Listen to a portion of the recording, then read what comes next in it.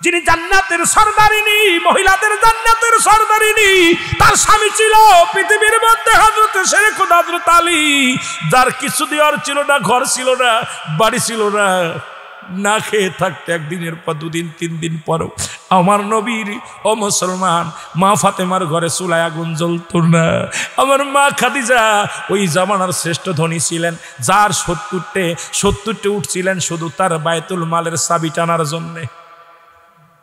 বাইতুল মাল ওই কমাল মালের চাবি, গুদাম ঘরের চাবি টানার জন্য 70টা উট নিয়োগ ছিল। এত বড় ধনী আমার নবীজি। ওরে মুসলমান, দিন যেত তো খানা পেত না, 7 দিন 8 দিন চলে যেত, নবী পেটে পাথর বাঁধত শুধু আল্লাহকে পাওয়ার জন্যে, জান্নাত পাওয়ার জন্যে। মা খাদিজা তার জীবনটা বিলিয়ে দিছে রে মা। আমি তোদের পায়ে ধরে বলে যাই, তোরা ওই হিরো না দেখে জিরো দেখ। যে সমস্ত হিরো, ওরা হলো হিরো যারা আল্লাহর গোলাম, ওরা হলো হিরো যারা আমার রাসূলের প্রেমিক, ওরা হলো হিরো যারা দিন মজুরি করে, যারা ওরা হলো হিরো যারা হালাল করে বান্দা, ওরা হলো হিরো যারা নামাজি, ওরা হলো হিরো যারা মুত্তাকিন। এমনটা একটা যদি হিরো যদি কপালে জুটে যায়, তোর জীবনটা ধন্য হবে রে মা। জোরে জোরে চিল্লায় বলো মারহাবা। সুতরাং অধিকাংশ বাবা মা জাহান্নামে যাবে সন্তানের কারণে। আপনার সন্তান, আপনার দুনিয়ার মধ্যে আপনার ছেলে হোক মেয়ে হোক, তাকে নামাজ শিক্ষা দেওয়া লাগবে, সূরা কেরাত শিক্ষা দেওয়া লাগবে, তাকে ইসলামের বিধান শিক্ষা দেওয়া লাগবে, নয়তো কিয়ামতের ময়দানে আল্লাহর আদালতে দাঁড়ায় যেতে হবে। আমি আপনাদের কাছে বলে যাই মুসলমান, শুনে নেন, আপনার মেয়ে যদি হয় তাকে পর্দা শিখাবেন, তাকে কোরআন হাদিস শিখাবেন। যদি আপনার ছেলে হয় তাকে আপনি কোরআন হাদিস শিখাবেন। কারণ নামাজগুলো পড়তে যেগুলো নিয়ম লাগে না শিখাইবেন, জানাজার নামাজের নিয়ম শিখাবেন, পর্দার বিধান শিখাবেন। কারণ ওই হালাল খোর বান্দা যখন দুনিয়ার মধ্যে আগমন করবে, এই সন্তান বড় হয়ে সুদ ঘুষ খাইতে পারবে না। কারণ ইসলামের জ্ঞান না থাকার কারণে ওই সন্তান বড় হয়ে যায় মস্তান, সন্তারাস। জোরে জোরে চিল্লায় বলেন ঠিক কিনা। সন্তান নষ্টের কারণ হলো স্বামী স্ত্রী দুজন। আমরা রাসূল বলছে যদি কোনো মেয়ে হয় 2.5 বছর দুধ পান করবে মেয়ে হলে, ছেলে হলে 2 বছর। কয় বছর? জোরে বলেন কয় বছর? সঙ্গে সঙ্গে ছেলে মেয়ে যখন আপনার সন্তান বড় হয়ে যাবে, এক খাতার মধ্যে নিবেন না, এক ল্যাপের মধ্যে নিবেন না, এক খাটের মধ্যে ঘুমাবেন না। যদি এক খাটের মধ্যে ঘুমান, আপনার সন্তানকে আলাদা বিছনা দিবেন। কারণ অঙ্গ প্রত্যঙ্গ যখন সন্তান চিনে যায়, তখন ওই সন্তানের সামনে আপনার বিবির সঙ্গে কোনো রং তামাশা করতে পারবেন না। কিন্তু বাংলাদেশে এমন একটা ফ্যামিলি নাই যে ফ্যামিলির মধ্যে মোবাইল দেখে, মায় পুতি এক জায়গা বইয়া মোবাইল দেখতেছে, টিভি দেখতেছে, VCR CD দেখতেছে একসাথে দেখে। আজকে লজ্জা শরম হায়া সমাজটারে নষ্ট করলাম আমরা। আর বলি জাতির দোষ, সমাজের দোষ, সমাজের দোষ, সমাজের দোষ, সমাজের দোষ। নারে বাজান না, এটা আমাদের কপালের দোষ। জোরে বলেন ঠিক কিনা। আর একটু জোরে জোরে চিল্লায় বলেন ঠিক কিনা। এ দুনিয়ার মুসলমান,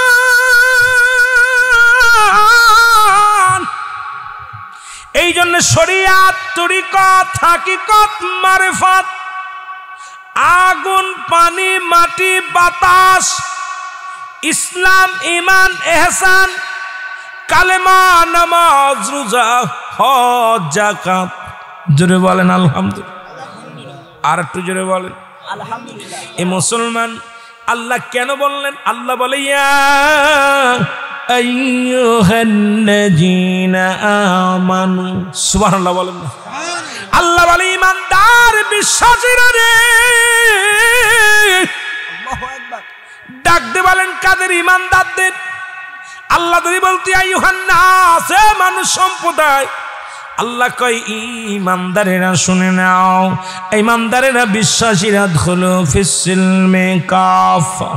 আল্লাহ কয় ঈমানদারেরা বিশ্বাসীরা রে পরিপূর্ণভাবে প্রবেশ করো কিসের মধ্যে? ইসলামের মধ্যে। জোরে বলো মারহাবা। কিসের মধ্যে ঢুকতে হবে? জোরে বলেন কিসের মধ্যে ঢুকতে হবে? ইসলামের মধ্যে ঢুকতে হবে।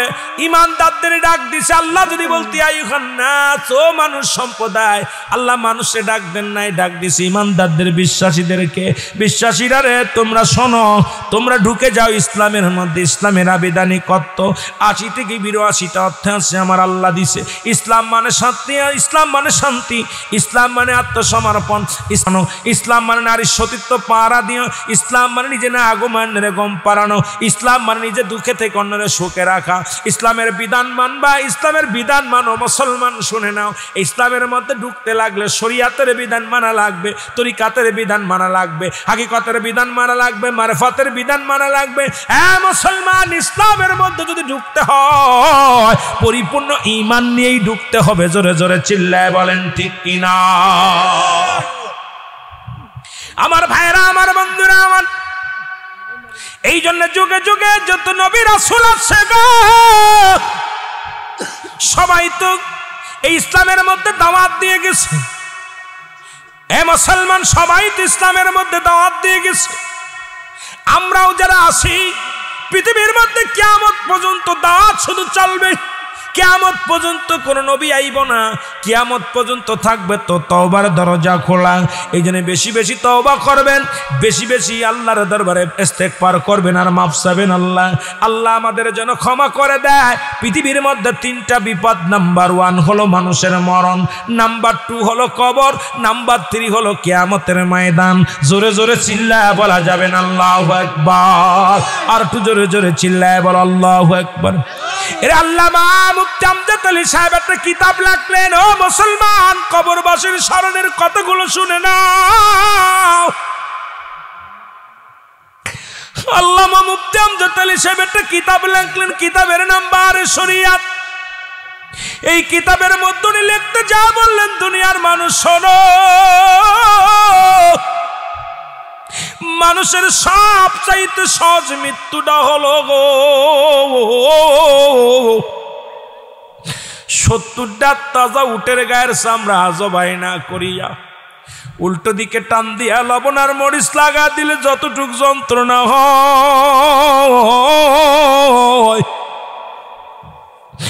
ও মুসলমান শুনে নাও, এর চাইতে 70 গুণ যন্ত্রণা হলো একটা সাধারণ মৃত্যু।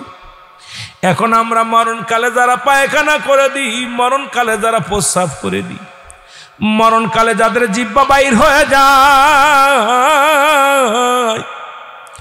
মরণকালে যারা মুসলমান চোখ দুটি বড় বড় হয়ে যায়, তাদের মরণটা কত কঠিন হয়। এর যুবক, দুনিয়ার মধ্যে বুড়া হয়ে মরবা, কেউ বলতে পারি না, আগামীকাল বাঁচবা বলতে পারি না। এই পৃথিবীর মধ্যে সিরিয়াল নাই মুসলমান, শুনে নাও। পৃথিবীর মধ্যে আসার একটা সিরিয়াল আছে, যার কোনো সিরিয়াল নাই আল্লাহ। এই দুনিয়া থেকে যেদিন বিদায় নিব, ঈমানের সঙ্গে যাওয়ার তৌফিক দান করো। এরা মুসলমান শুনে নাও, একজন ব্যক্তি এখনো জান্নাতের মধ্যে আছে জীবিত।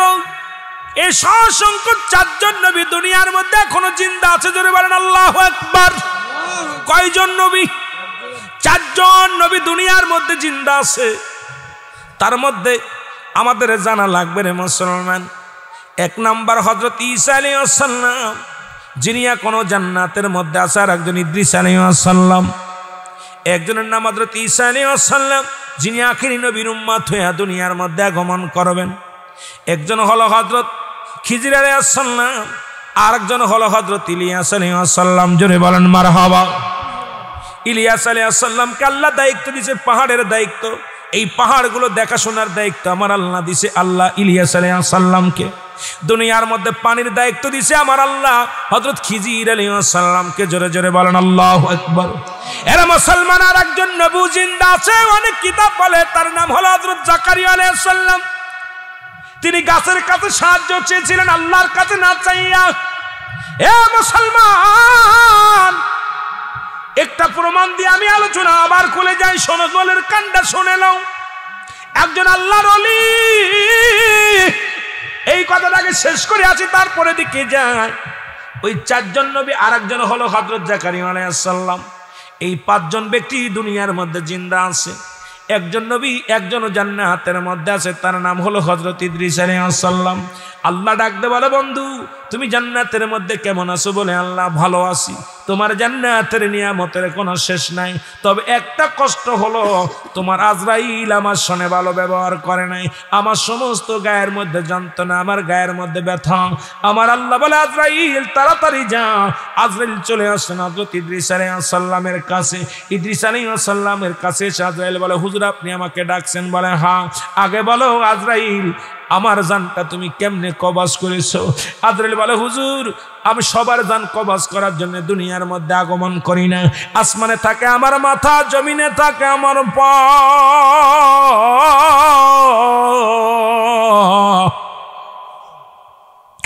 একমাত্র ইমানদারদের রূহটা আমি বাইরের করার জন্য দুনিয়ার মধ্যে আগমন করি। এই সারা পৃথিবীর পানি যদি আমার মাথায় ঢেলে দেওয়া হয়, একটু পানি গড়ে পড়বে না। আমি এত বড় দানব, আমি এত বড় দানব। এই অল্প পৃথিবীর পানি যদি আমার মাথায় ঢেলে দেওয়া হয়, একটু পানিও গড়ে পড়বে না। আল্লাহর নবী মায়ের বুকে দুধ খাইতে খাইতে সন্তান যেমনি ঘুমায়া যায়, আপনার রুহটা আমি সেমনি বাইর করেছি, আপনাকে কষ্ট দিই নাই। ইদ্রিস আলাইহিস সালাম একটা চিৎকার মেরে বলে, আজরাইল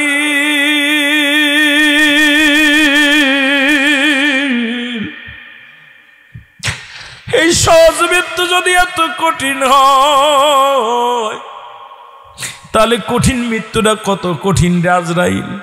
যদি কোন যুবক যুবতী জিনা করে, ইসলামের বিধান শুনে নাও। ও যুবক বন্ধুরা শুনে নাও, যদি কোন যুবক যুবতী, অবিবাহিত নারী, অবিবাহিত পুরুষ যদি জিনা করে, ন্যায় পরানো একজন ভালো মানুষ 100 বেতে এর আঘাত করা লাগবে। কয়েকটা মারা পর যেন মারা যায়। যদি মারা যায়, মারা গেলে তারে কাফন পরাতে হবে, গোসল করাতে হবে, গোসল করাতে হবে, দাফন করাতে হবে। মুসলমান শুনে নাও, বিবাহিত অবিবাহিত নারী, অবিবাহিত পুরুষ জানাজা পাবে। ভালো করে ফতুয়া শুনে নাও রে মুসলমান। ওয়াজ কোন দিক থেকে কনে যায় মনে রাখবা, আজকে সব ওয়াজ হয়ে যাবে একটার ভিতরে। মুসলমান দিলের কান্ডা লাগায় শুনে নাও, অবিবাহিত পুরুষ অবিবাহিত নারী যদি জিনা করে, 100 ডোরা মারা পর যদি কয়েকটা মারা পর মারা যাবে, এত জোরে মারা লাগবে, কয়েকটা মারা পর যেন মারা যায়। অবিবাহিত পুরুষ অবিবাহিত নারী এরা জানাজা পাবে, দাপন পাবে, কাপন পাবে। এরপরে বাকি যে বেতের অংশ থাকবে মারগুলো, এগুলো কবরের উপরে মারতে হবে রে বাবা, কবরের উপরে এই বেতগুলো চালাইতে হবে। আর অবিবাহিত যদি নারী, বিবাহিত পুরুষ যদি মারা যায়, ইসলামের বিধান শুনে নে বাবা, শুনে নে। যদি কোনো বিবাহিত পুরুষ জিনা করে, বিবাহিত নারী যদি জিনা করে, আমার দেশে হরো হাজার হাজার প্রতিদিন আজকে পরকীয়া। মুসলমান শুনে নাও, স্বামী বিদেশের মাটিতে আজকে স্বামীর হকটা নষ্ট করে আমার বাবারা, আমার মারা শুনে নাও, শুনে নাও। আজকে তোমার স্বামীর হকটা নষ্ট করলা, আবার অনেক স্বামী স্ত্রীর হকটা নষ্ট করে, তার বিধান শুনে নাও। যেহেতু স্বামী স্ত্রীর ওয়াজু হয়ে যাবে গো, যদি কোনো বিবাহিত নারী বিবাহিত পুরুষ জিনা করে গো, শাস্তির বিধান হলো তাদের সর্বপ্রথম মাটি খুঁড়তে হবে, মাটি খুঁড়িয়া বুক পর্যন্ত মাটির ভিতরে পুঁততে হবে। মাটির ভিতরে পুঁতে ফেলে যতক্ষণ পর্যন্ত মরবে না, পাথর নিক্ষেপ করতে হবে, ইট পাটকেল নিক্ষেপ করতে হবে, সুরে মারতে হবে। যতক্ষণ পর্যন্ত মৃত্যুবরণ করবে না, ততক্ষণ পর্যন্ত মারা বন্ধ হবে না। যখন সে মারা যাবে, নিশ্চিত যখন মারা যাবে, তখন মাটি থেকে তারে খুশি উঠাইতে হবে, উত্তোলন করতে হবে। উত্তোলন করে এর জানাজা পড়া যাবে না, এর গোসল করানো যাবে না, এর দাফন করানো যাবে না। দুনিয়ার কুকুর শিয়াল খাওয়া দিতে হবে। একটা বিচার যদি আজকে এই খরা জমিনের মধ্যে হতো, খেওড়া জমিনের মধ্যে একটা বিচার যদি হতো, আল্লাহর কসম একটা বাড়ি জিনা বা বিচার চিরতরে সব বন্ধ হয়ে যেত। জোরে বলেন ঠিক কিনা? ইসলামের বিধান হলো এটা। উমর ফারুক রাগান্বিত হলেন, বলেন আমিনুল মুমিনিন, দ্বিতীয় অপরাধ, আমার ছেলে দুনিয়ার মধ্যে মাদক সেবন করে। হযরত উমর ফারুকের রাগী টকবক, সমস্ত দেহটা টকবক হয়ে গেছে, মাদক সেবন করে, অগত্রাগদিত হয়ে গেছে। উমর ফারুক বলতেছেন, তৃতীয় অপরাধ, আমার ছেলে মানুষ হত্যা করছে, জোরে বল আল্লাহু আকবার। অপরাধ কি তিনটে, ছোট না বড়? কথা কয় না কেন? হত্যার মধ্যে হত্যা, মানুষ হত্যা মহাপাপ, উনি হত্যা করেছেন। ওমরে ফারুক ডাক দিয়ে বলে, যুবক তুমি কি মানুষ হত্যা করেছো? বলে, জি হুজুর। তুমি জানো নি এর বিচার কি? কয়, হুজুর জানতাম না, তবে এখন জানতে পেরেছি মৃত্যুদণ্ড। কয়, তাহলে মৃত্যুর জন্য প্রস্তুতি হও। যুবক বলে, হুজুর আমি প্রস্তুতি আছি। সুবহানাল্লাহ বলেন।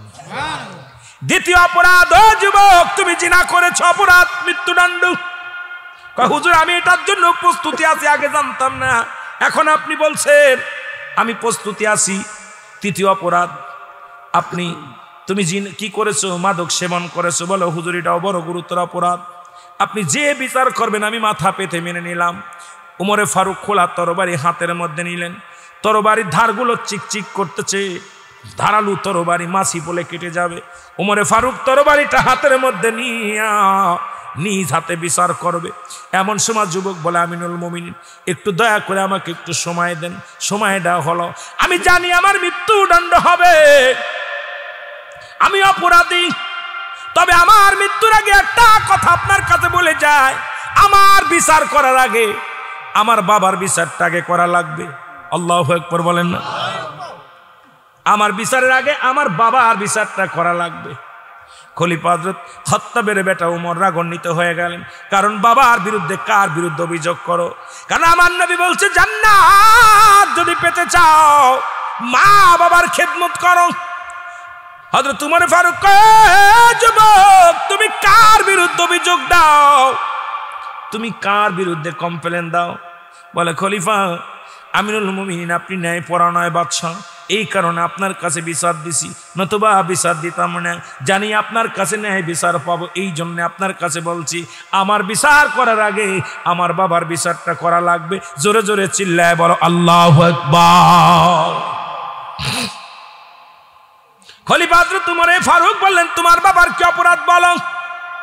বলে, হুজুর এক নাম্বার বড় অপরাধ হলো উনি আমাকে একটা ভালো মা দেয় নাই, ভালো বাবা দেয় নাই। আল্লাহু আকবার বলেন না? পৃথিবীর মধ্যে আমাকে যে মাটা দিছে সেই মা হলো জিনাকারিনী, সেই মা বেপরদায় চলাফেরা করে, সেই মা পৃথিবীর মধ্যে বেগানা পুরুষের সঙ্গে চলাফেরা করে। সুতরাং পৃথিবীর মধ্যে একটা ভালো মা দেয় নাই। এক নম্বর অপরাধ আমার আব্বা করছে, যেহেতু প্রাথমিক বিদ্যালয় হলো মায়ের কল, আমাকে যে মাটা দিছে সেই মাটা হলো দাউস। সুতরাং মায়ের কারণে আমি নষ্ট হয়ে গেছি। আমিনুল মুমিনিন আমার মা, আমার এক নম্বর অপরাধ আমার আব্বা করেছে, আমার মা আমার একটা ভালো মা দেয় নাই। জোরে জোরে বলো আল্লাহু আকবার।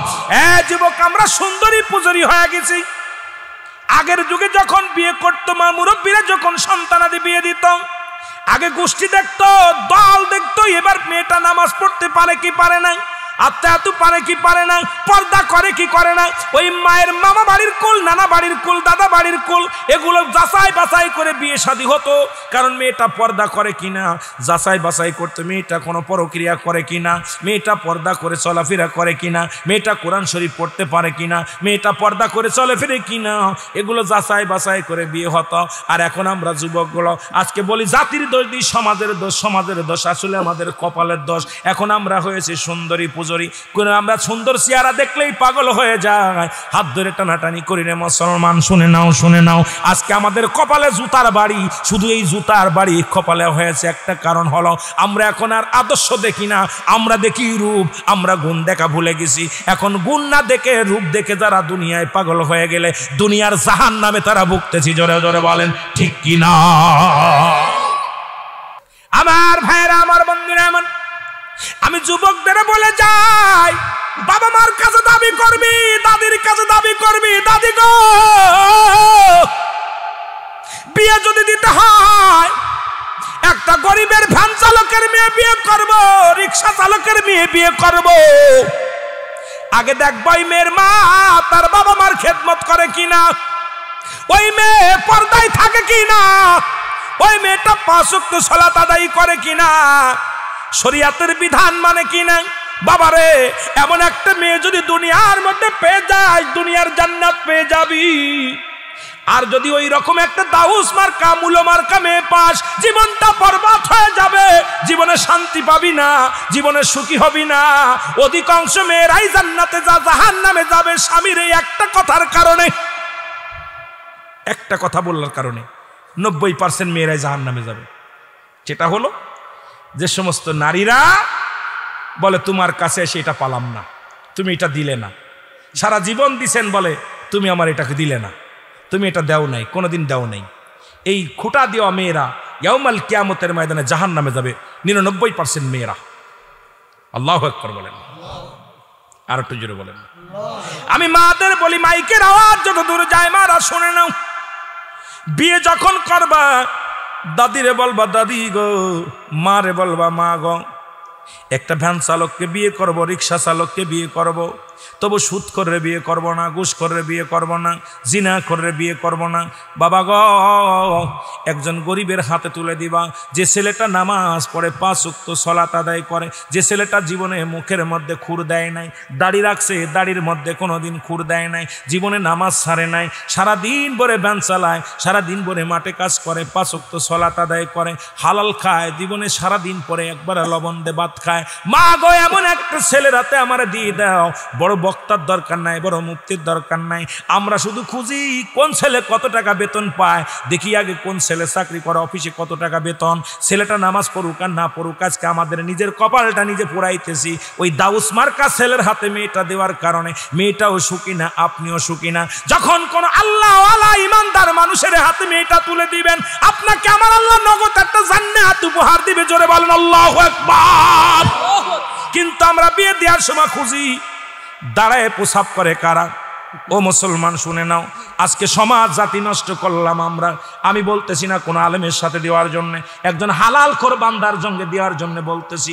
একটা হালাল খোর বান্দা, হালাল খোর বান্দা সারাদিন কষ্ট করবে, রাত হলে দুটো হালাল খাবার খাওয়াবে, এমন একটা স্বামী যদি তোর কপালে জুটে যায়, দুনিয়াতেও শান্তি পরপারেও শান্তি। এই জন্য আমার জান্নাতের মা ফাতেমা তুজ্জোহরা যুবক বলে আমিনুল মুমিনিন। দ্বিতীয় অপরাধ, সে আমার একটা ভালো নাম রাখে নাই। আল্লাহু আকবার বলো। আমার একটা ভালো নাম দেয় নাই। এ যুবক বন্ধুরা শুনে নাও, কারণ নাম এখন বর্তমান মুসলমান শুনে নাও, অধিকাংশ ছেলে মেয়ে হয় এখন হাসপাতালে, অধিকাংশ নার্সেরা হলো হিন্দু বৌদ্ধ খ্রিস্টান, ডাক্তাররাও হিন্দু বৌদ্ধ খ্রিস্টান।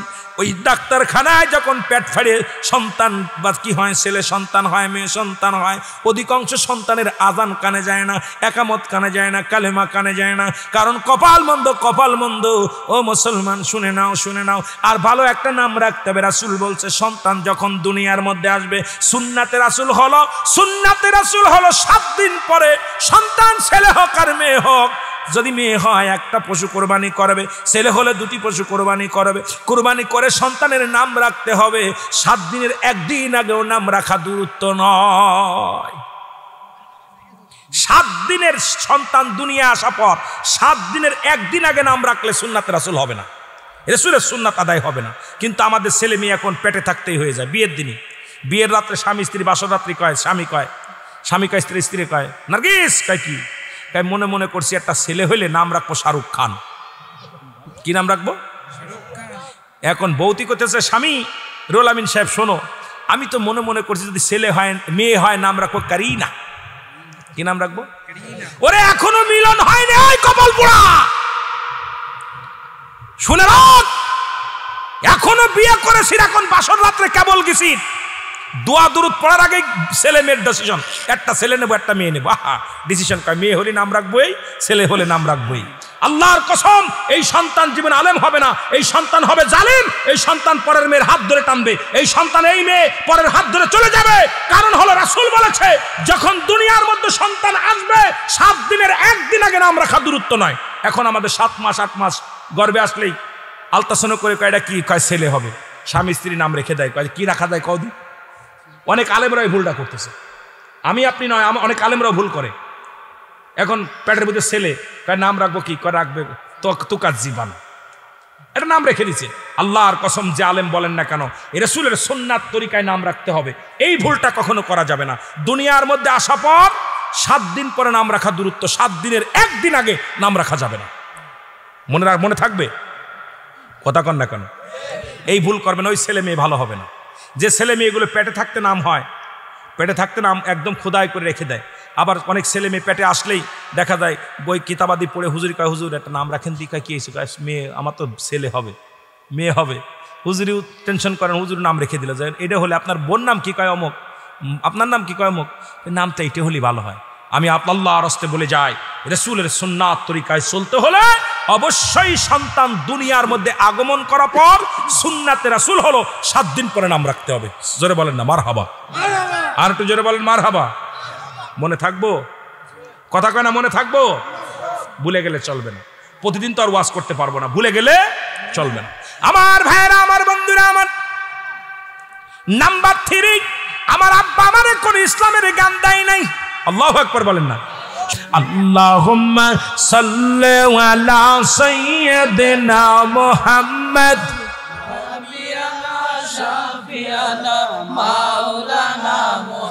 আল্লাহুম্মা সাল্লি আলা সাইয়্যিদিনা আর নবিয়িনা শাফিয়িনা। আদম যখন মাটি পানি মোর নবীজি খুদ রাসূল, আদম যখন মাটি পানি মোর নবীজি খুদ রাসূল। তার উপরে পড়েন দুরুদ, তার উপরে পড়েন দুরুদ। আল্লাহ ফেরেশতা কুল আল্লাহুম্মা সাল্লি আলা সাইয়্যিদিনা মুহাম্মদ আর নবিয়িনা শাফিয়িনা। আরো জোরে বলেন আল্লাহুম্মা সাল্লি আলা সাইয়্যিদিনা মুহাম্মদ আর নবিয়িনা শাফিয়িনা। আকাশ কান্দে বাতাস কান্দে কান্দে বিবি ফাতিমা, আকাশ কান্দে বাতাস কান্দে কান্দে বিবি ফাতিমা। জমিন আসমান কান্দে, জমিন আসমান কান্দে কান্দে সোনার মদিনা। আল্লাহুম্মা সাল্লি আলা সাইয়্যিদিনা মুহাম্মদ আর নবিয়িনা শাফিয়িনা।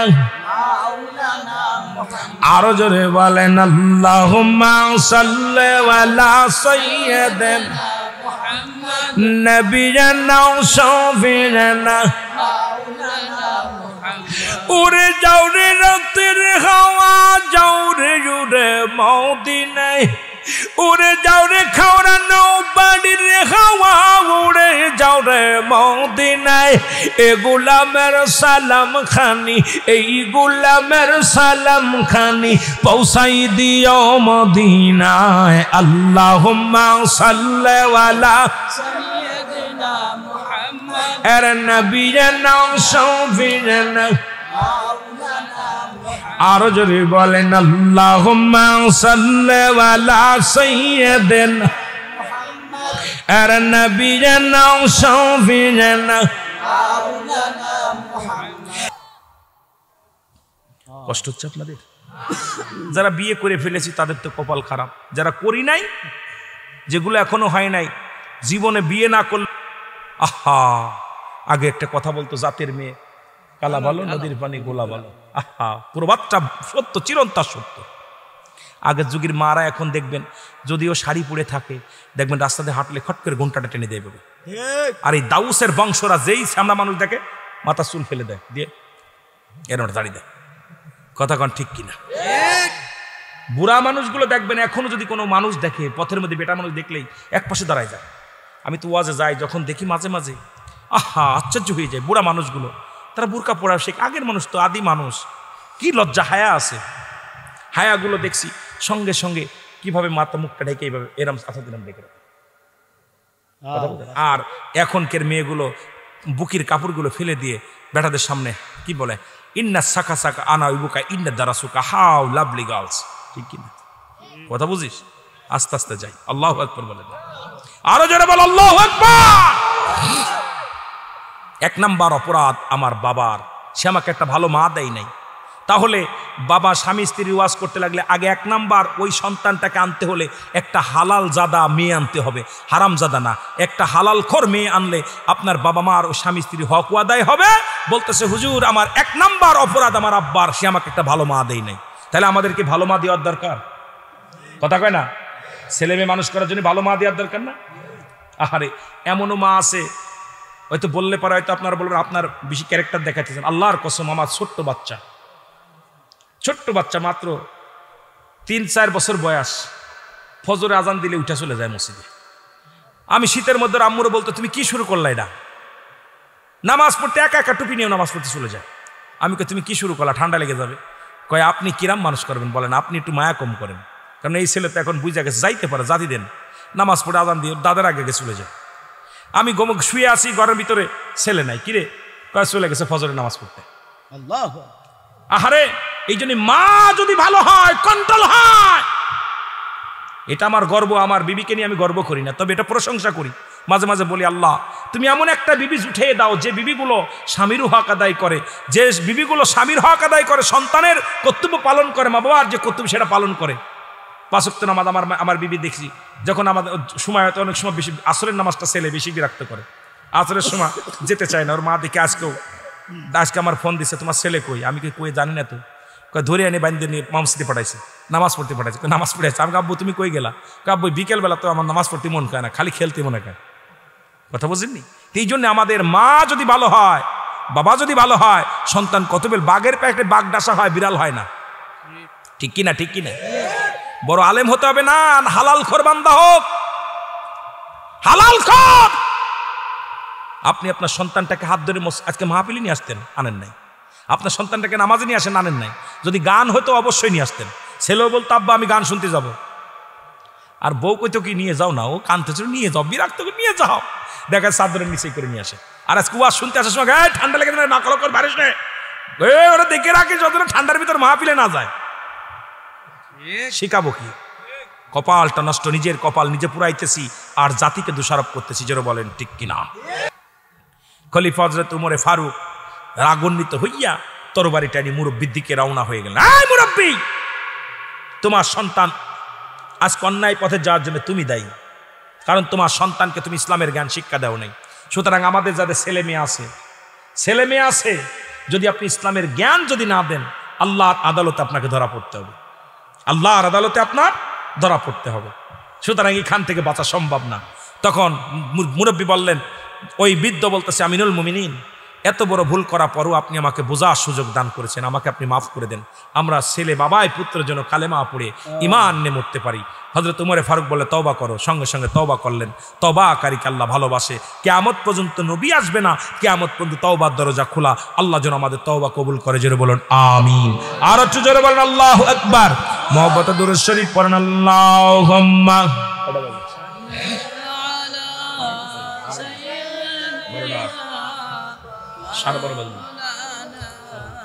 ওয়ালা আলি সাইয়্যিদিনা।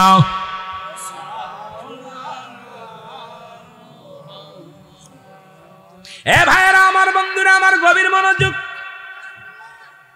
এই জন্য আমি আপনাদেরকে বলে যাই, যারা মরণের সময় পায়খানা করে দেয়, প্রস্রাব করে দেয়, যারা মরণের সময় জিহ্বা বাইর হয়ে যায়, যাদের চোখ দুটি বড় হয়ে যায়, যাদের একটা অঙ্গ পড়ে যায়, আল্লাহ আমাদের মরণটা তুমি সহজ করে দিও। বলেন একটু মহব্বতের সঙ্গে বলেন, আমার মরণ আসিবে কখন কেউ তো জানি না, আমার মরণ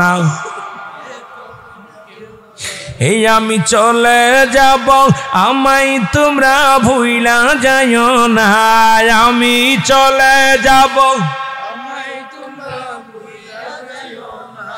আমার মরণ আসিবে কখন কেউ তো জান। মারহাবা বলেন, মারহাবা। কখন মরণ আসবে আল্লাহ কেউ বলতে পারি না, কখন মারা যায়। জোরে বলেন ঠিক কিনা? আমার দাদু ভাইয়েরা, মা বোনদের জন্য 3টা আমল দিয়ে আমি আলোচনায় চলে যাব। আলোচনা শেষ করবো, আর রাত বেশি করব না, যেহেতু 12টা পার হয়ে গেছে। আপনাদেরকে নিয়ে দোয়া করব। মেয়েদের জন্য 3টা আমল করলে নাচতে নাচতে জান্নাতে যাবে। জোরে বলেন সুবহানাল্লাহ। কয়টা আমল? জোরে বলেন কয়টা? আর একটু জোরে বলেন। তিনটা আমল। এত জোরে সুবহানাল্লাহ কইবেন তাবু যেন নড়ে যায়। কথা বোঝেন? 1 নাম্বার আমল হলো 5 ওয়াক্ত ফরজ নামাজ এবং ফরজ রোজা। জোরে বলেন সুবহানাল্লাহ। অনেক মায়েরা ওয়াজ শুনতেছেন, ওয়াজ আলোচনা শুনতেছেন। 5 ওয়াক্ত ফরজ নামাজ এবং ফরজ রোজা। এখন মা বোনেরা বলতে পারেন, হুজুর আপনি যে ফতোয়া দিলেন আমাদের তো আল্লাহ মাফ করছে। হ্যাঁ, আপনাদেরকে আল্লাহ মাফ করছে, মাফ করছে। তবে আপনারা যখন ঋতু আসবে, যখন আপনাদের হায়াত নিপাজ আসবে, তখন আপনারা রোজা নামাজ দুটেই ছেড়ে দিবেন, দুটেই ছেড়ে দিবেন। একমাত্র কাজা ফরজ রোজাগুলো আদায় করবেন। জোরে বলেন মারহাবা। আর একটু জোরে বলেন মারহাবা। কাজা কোনো নামাজ আদায় করা লাগবে না। আল্লাহু আকবার বলেন না। আর একটু জোরে বলেন মারহাবা। আমার বাবারা, পুরুষের জন্য কোনো মাপ নাই। নাম্বার 2, স্বামীর খেদমত। জোরে বলেন সুবহানাল্লাহ। স্বামীর খেদমতের ওয়াজ চলতেছিল, এই জন্য আপনাদের টাস আমি বাজমাজ স্বামীর খেদমতের কথা বলে যাই। মা ফাতেমাতুজ জোহরা উনি স্বামীর খেদমত করে জান্নাত পেয়েছে, নবীর কন্যা হিসেবে জান্নাত পায় নাই। ভালো করে শুনুন, শেরে খোদা হযরত আলী একদিন যুদ্ধের ময়দান থেকে আসলেন, বলতেছে ফাতেমা আমাকে একটু পানি দাও। পানি নিয়ে আসতে যায় দেখে স্বামী ঘুমায় গেছে। ভিতর থেকে পানি এনে আনতে দেরি হয়ে গেছে, দুধ থেকে পানি এনে দেখে ঘুমায় গেছে স্বামী। সারা রাত হযরতে খাতুনে জান্নাত মা ফাতেমাতুজ জোহরা পানির পেয়ালা ধরে দাঁড়ায় আছে। শীতের কনকনে রাত, সকালে ফজর আযান আসসালাতু। আমার যুবক ভাইয়েরা শুনে নাও, খলিফা হযরত উমর ফারুকের কদমের মধ্যে বাবাই নিয়ে আসলেন, ছেলেকে হাত ধরে টানতে টানতে নিয়ে আসলেন। ডাক দিয়ে সালাম দিয়ে বলে, আমিনুল মুমিনিন, আমার ছেলের বিচার করা লাগবে। কি করা লাগবে? বিচার করা লাগবে। এইগুলো ঘুমাতে উঠে দে, এটা উঠা। আর তোর আগায় বস, মাহফিলে বসার আদব হয় না। আগে আসেন না, আপনাদের মন আছে ভালো, কিন্তু শয়তান আসওয়াসা করতে অনেক সময় দিকে। এগুলো আগে আসেন, আগে আসেন, এটা জিকির করতে করতে আগে আসেন। সুবহানাল্লাহ আলহামদুলিল্লাহ লা ইলাহা। আগে বসেন, আগে চলে আসেন। ইল্লাল্লাহ বলো সুবহানাল্লাহ লা ইলাহা। তুমি কাউকে বানাইলা নবী আল্লাহ, তুমি কাউকে বানাইলা খলিলুল্লাহ। আইরে নূর মুহাম্মদ সাল্লাল্লাহু বলো নূর মুহাম্মদ। আরে লা ইলাহা ইল্লাল্লাহ, জোরে লা ইলাহা। আরো জোরে বলেন লা ইলাহা। লা বলো সুবহানাল্লাহ আলহামদুলিল্লাহ সুবহানাল্লাহ। ওই সুদাবা লা ইলাহা।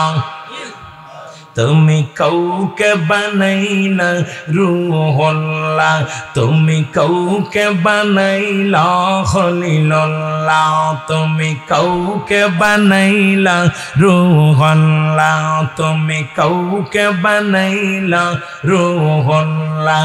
এর নূর মুহাম্মদ সাল্লাল্লাহু বলো নূর মুহাম্মদ।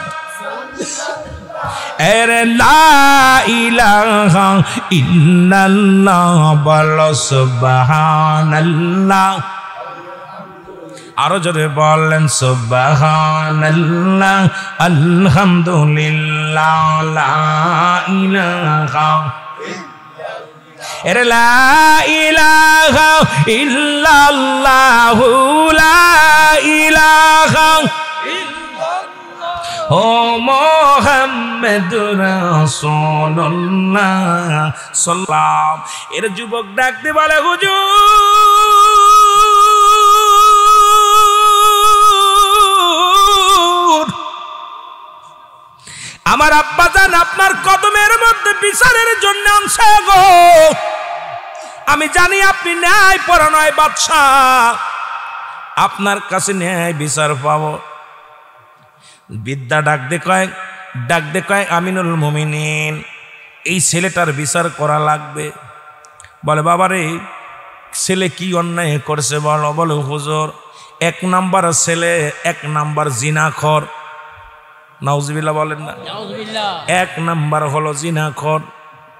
আমিনুল মুমিনিন হযরত ওমর ফারুকের চোখ দুটি বড় লাল হয়ে গেছে, টকবগে লাল হয়ে গেছে। কারণ তৎকালীন জামানায় জিনার শাস্তি হলো